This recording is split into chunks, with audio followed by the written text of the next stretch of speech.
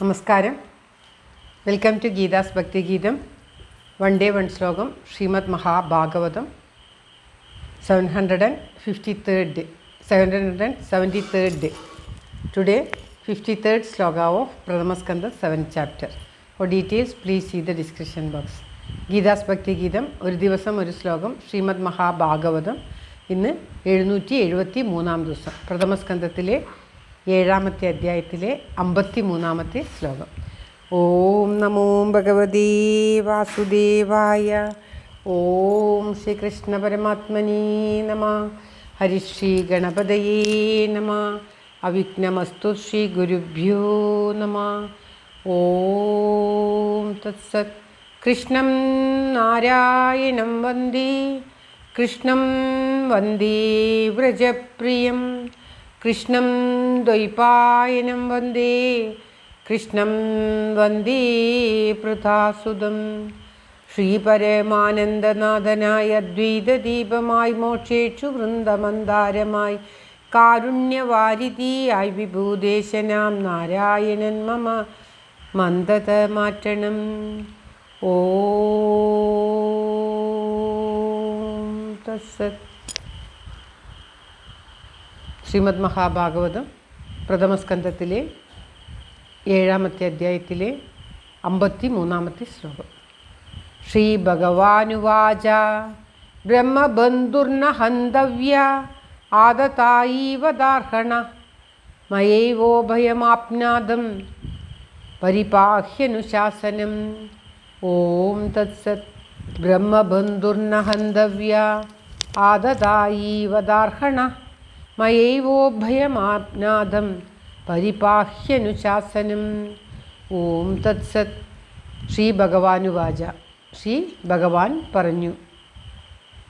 ബ്രഹ്മബന്ധു ന ഹന്തവ്യ ആദതായി വദാർഹണ മയാ ഏവ ഉഭയം ആംനാദം പരിപാഹി അനുശാസനം. ഇങ്ങനെയാണ് പദം പിരിക്കേണ്ടത്. ബ്രഹ്മബന്ധു എന്ന് പറഞ്ഞാൽ ബ്രാഹ്മണൻ ദുഷിച്ചവനാണെങ്കിലും ന ഹന്തവ്യ ഹനിക്കുവാൻ യോഗ്യനല്ല. ദുഷിച്ച ബ്രാഹ്മണനെ വധിക്കുവാൻ യോഗ്യനല്ല. ബ്രാഹ്മണൻ അത്രയ്ക്കും ശ്രേഷ്ഠനാണ്. അവൻ ദുഷിച്ചാൽ പോലും അവൻ വധിക്കാൻ അർഹനല്ല എന്നാണ് പറയുന്നത്. എന്നാൽ ആദതായി തന്നെ കൊല്ലുവാൻ ആയുധം ധരിച്ചിരിക്കുന്നവൻ, വധിക്കുവാനായിട്ട് വരുന്ന ബ്രാഹ്മണനെ വധാർഹണ വധിക്കപ്പെടുവാൻ യോഗ്യനാകുന്നു. ദുഷിച്ചവനാണെങ്കിലും ബ്രാഹ്മണൻ വധിക്കപ്പെടുവാൻ പാടുള്ളവനല്ല. എന്നാൽ തന്നെ വധിക്കാൻ വരുന്ന ആയുധം ധരിച്ച ബ്രാഹ്മണൻ വധിക്കപ്പെടുവാൻ യോഗ്യനാണ്. അവൻ എത്ര ശ്രേഷ്ഠനാണെങ്കിലും വധിക്കാൻ യോഗ്യനാകുന്നു. ഉഭയം ഇത് രണ്ടും മയാ ഏവ എന്നാൽ തന്നെ ആംനാദം പറയപ്പെട്ടിരിക്കുന്നു. അനുശാസനം ഞാൻ ശാസ്ത്രത്തിൽ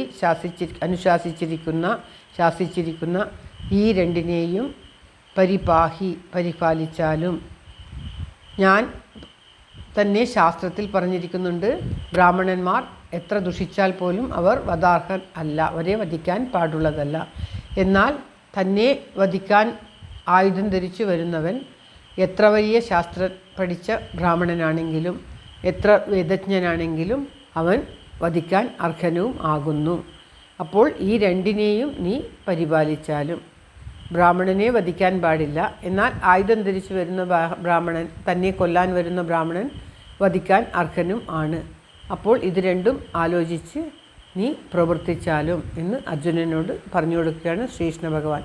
എപ്പോഴും അർജുനൻ ഒരു കഷ്ടസ്ഥിതിയിലെത്തുമ്പോൾ, അർജുനനൊരു എന്താണ് ചെയ്യേണ്ടതെന്ന് తెలిയാത്ത സമയം എത്തുമ്പോൾ ഭഗവാൻ അവിടെ എത്തിപ്പെടുകയും ഭഗവാൻ അർജുനന് ഉപദേശം നൽകുകയും ചെയ്യും. അതുമാതിരിയാണ് കുരുക്ഷേത്രത്തിൽ തളർന്നു കിടക്കുന്ന ആ അർജുനന് ഭഗവാൻ ശ്രീമദ് ഭഗവത്ഗീത ഉപദേശിച്ചത്. എന്താണ് ചെയ്യേണ്ടത്, എങ്ങനെയാണ് ചെയ്യേണ്ടത് എന്നറിയാതെ വിഷമിച്ചു നിൽക്കുന്ന അർജുനനെ സഹായിക്കാനായിട്ട് ഭഗവാൻ എപ്പോഴും അടുത്തുണ്ടായിരിക്കും. എന്തുകൊണ്ടെന്നാൽ അർജുനന് എല്ലാം തന്നെ ഭഗവാനാണ്.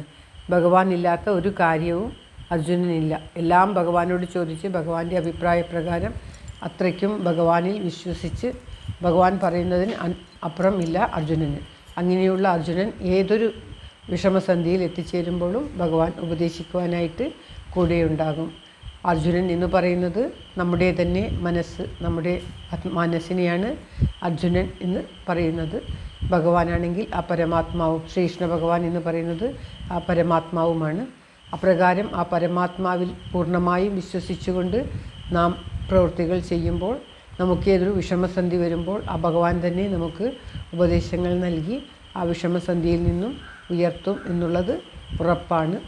ആ ഉറപ്പുകളാണ് നമുക്ക് ഈ ശ്ലോകങ്ങളിലൂടെ മനസ്സിലാക്കുവാൻ സാധിക്കുന്നത്. ശ്ലോകം ഒരിക്കൽ കൂടി. ശ്രീ ഭഗവാനുവാച ബ്രഹ്മബന്ധുർന ഹന്തവ്യ ആദതായീവദാഹണ മയൈവോഭയമാപ്നാഥം പരിപാഹ്യനുശാസനം. ഓം തത്സത്.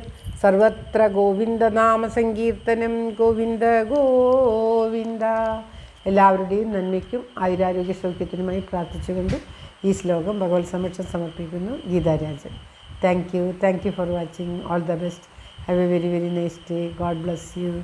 ദൈവം അനുഗ്രഹിക്കട്ടെ. എല്ലാവർക്കും എല്ലാവിധ ആയുരാരോഗ്യ സൗഖ്യവും നന്മയും ഉണ്ടാകട്ടെ. ഓം തത്സത്.